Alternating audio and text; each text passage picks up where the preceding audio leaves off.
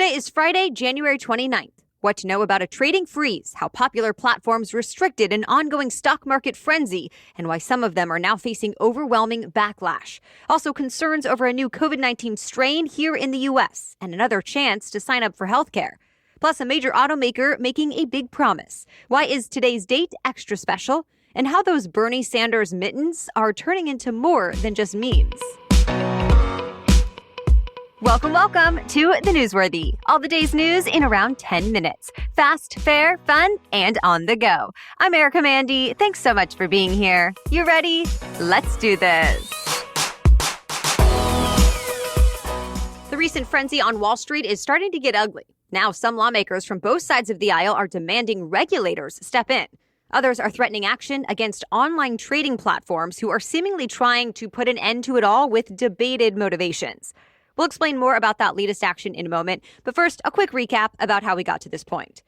Individual investors have been coming together on forums like Reddit to rally behind GameStop and other struggling companies that more seasoned professional investors had already bet against. Well, the efforts of those millions of smaller investors worked. The stocks of GameStop and others blew up in a way that blindsided some of the most powerful players on Wall Street. That includes some hedge funds that are now losing billions of dollars because of it.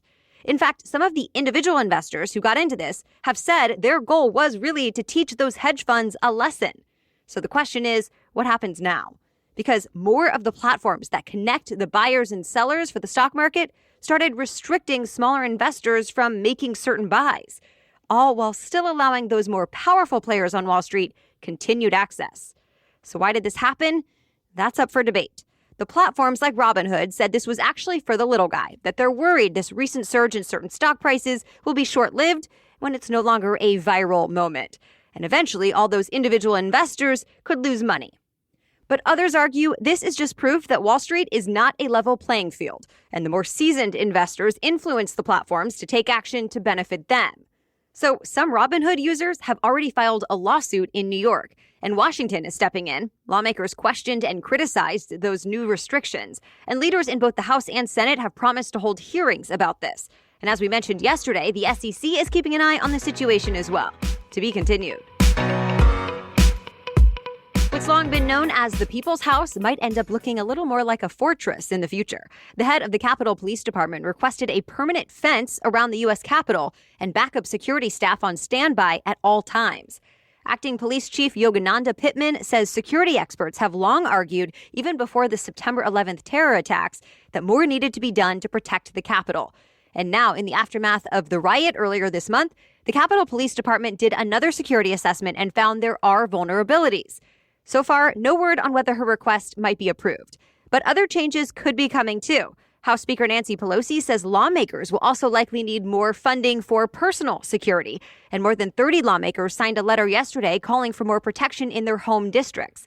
They noted that threats against members of Congress have been skyrocketing in recent years, but some people don't like the idea of making extra security measures permanent, especially when it comes to the fencing. For example, Washington, D.C.'s mayor tweeted, quote, "When the time is right, the fencing around the White House and U.S. Capitol will be taken down." Stay tuned. A Georgia poultry plant became the scene of a deadly accident this week. A liquid nitrogen leak killed at least 6 people. 3 others are in critical condition in the hospital. They all worked for the Foundation Food Group in Gainesville, about 60 miles northeast of Atlanta. As the local sheriff explained it, they're not in a profession that you would expect something like this to happen. However, nitrogen is often used to flash freeze food products. It's not harmful in small doses, but if there's too much, it will overtake the amount of oxygen in the air and people can basically suffocate. So far, authorities have not said what caused this leak, but of course, there is an investigation underway. Yet another vaccine maker says it has a COVID-19 vaccine that is safe and effective. Novavax says its shots offer great protection from COVID-19. And the company says they don't cause any serious side effects. This is based on a final phase trial done in the UK. Another one is still underway here in the US. And of course, all the data still needs to be reviewed. Like the other vaccines on the market, this one comes in 2 doses spaced about 3 weeks apart. What makes this Novavax trial unique is researchers looked at how the vaccine responded to the different strains of COVID-19 out there now. Against the original strain, they found the vaccine was about 96% effective. And against the UK strain, the efficacy rate was 86%. But in a smaller study in South Africa, the same shot was found to be less than 50% effective at preventing the strain that's been circulating there. This comes just days after Moderna and Pfizer said their vaccines were also less effective against that South Africa version of the virus. So they're both working on booster shots for that reason. Still, it could be a problem, especially since the U.S. just reported the first known American cases of that South African strain. 2 unrelated people in South Carolina came down with it. There's also a concern this version spreads more easily. And health officials worry that if the virus changes enough, people might be more likely to get COVID-19 multiple times. But they don't know for sure, and of course, more research is now underway. All right, more news is coming up, but first, a quick break for our sponsor. This episode is brought to you by 1010. Now, you may have read about this in the New York Times, InStyle magazine, or Forbes, and we're excited to tell you about it as well. 1010 is an exclusive collection of 10 one-of-a-kind engagement rings designed by 10 of the most distinctive designers working today. Using only diamonds responsibly sourced from Botswana, 10 design masters have each produced a uniquely beautiful commitment ring. They're available right now exclusively on BlueNile.com. But when they're gone, they're gone. We all know the diamond engagement ring is iconic. It's a timeless expression of the deepest commitment between 2 people. And with 1010, it's been beautifully re-envisioned in the hands of 10 modern designers working exclusively with sustainably sourced diamonds. If you're on the hunt for the perfect, unique ring to wear forever, you're definitely going to want to check this out. Again, this exciting limited edition collection of diamond engagement rings just launched, and you can find it exclusively at BlueNile.com. Okay, now back to the news. Open enrollment ended a while ago, but Americans are getting another chance to sign up for government health insurance through the Affordable Care Act. Remember, if you aren't already getting insurance through an employer, the ACA or Obamacare offers some options. And President Biden decided to reopen the marketplace in his latest executive action. Healthcare.gov will allow signups again from February 15th to May 15th. Biden says this unique second enrollment period is necessary since nearly 26 million Americans have gotten COVID-19 in the last year, and millions more lost their jobs. But it's worth noting only 36 states actually use healthcare.gov. The rest have their own insurance marketplaces. The New York Times says they will likely follow suit, though. In fact, California already has. It's a seismic shift for the auto industry. Iconic car maker General Motors promised to phase out its gas and diesel-burning vehicles completely. By 2035, the company says every single one of its passenger cars, vans, and SUVs will be zero emissions. This marks a huge change for the company, which is usually known for its large gas-guzzling vehicles. But GM says it plans to refurbish factories to instead churn out electric cars, and it'll also invest in battery production as well. GM plans to have 30 types of electric vehicles ready to go within the next 4 years, and it'll just grow from there. Advocates say GM's promise to make zero-emissions cars is a breakthrough moment, but it could have some drawbacks too. The New York Times says rapid changes in the auto industry could lead to job losses and business failures. Either way, some other automakers have already vowed to make more electric and zero-emissions vehicles as well.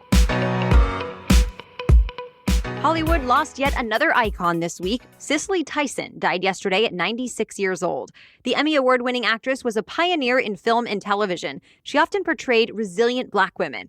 And as the Washington Post puts it, her performances were electrifying. She's probably best known for her role in the 1972 film Sounder. She also played other remarkable roles like abolitionist Harriet Tubman and civil rights leader Coretta Scott King.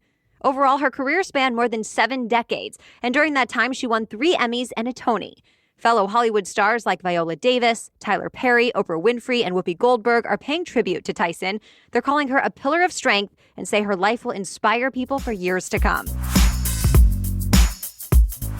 The National Museum of African American Music opens in the heart of Nashville tomorrow. The museum is the first of its kind. It's the only one in the U.S. solely dedicated to celebrating and preserving the many music genres created, influenced, and inspired by African Americans.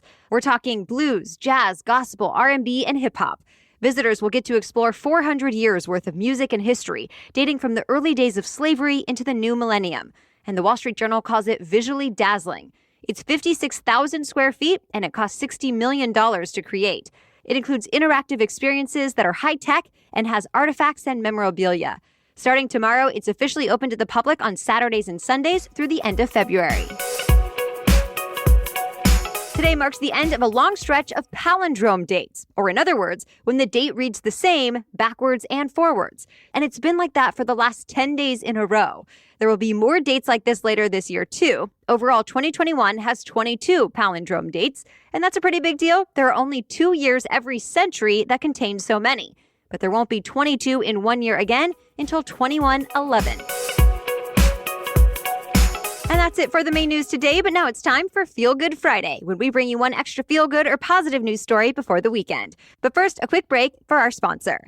Ritual is not your typical multivitamin. Its clean, vegan-friendly formula is made with key nutrients, including vitamin D3, to help fill gaps in the diet and informs your body can actually use. Plus, no shady extras allowed.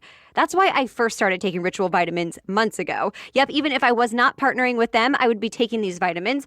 And then I realized not only is the company upfront about exactly what goes in the vitamins and why, but they also are just easy vitamins to take. They're delivered right to my door with free shipping each month, and I can take them with or without food.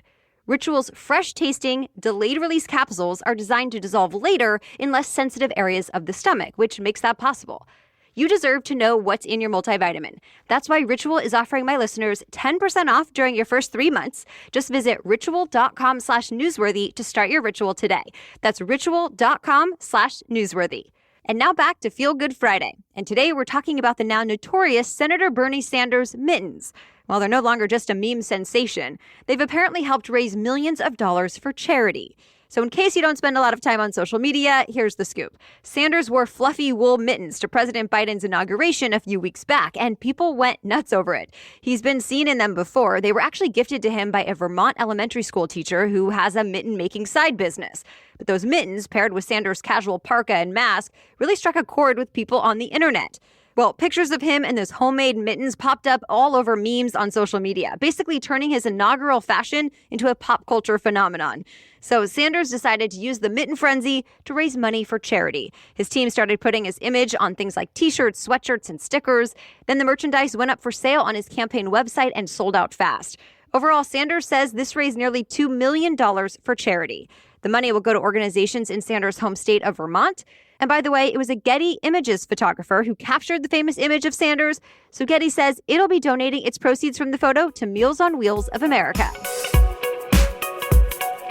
All right, thank you so much for listening today. We'll be back with our special edition Saturday episode tomorrow and another news roundup on Monday.